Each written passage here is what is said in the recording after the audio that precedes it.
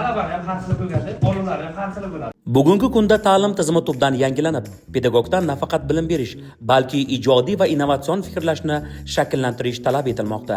Shu maqsadda Osiyo xalqaro universiteti pedagogika va psixologiya kafedrasi mudiri professor Olmos Avizov tomonidan 4-bosqich talabalari uchun navbatdagi mahorat darsi tashkil etildi.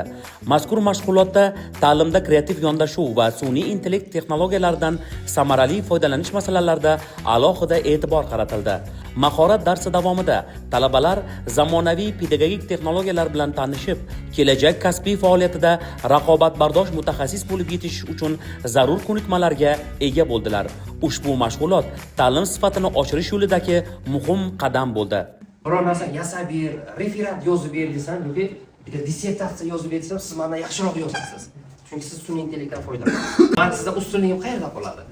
Qachonki men sizni o'sha fikrlaringizni ustidan isbotlovchi dalillarni keltirib bersam, ya'ni kreativ yondashsam, o'sha paytda siz meni ustoz sifatida tan olishingiz mumkin.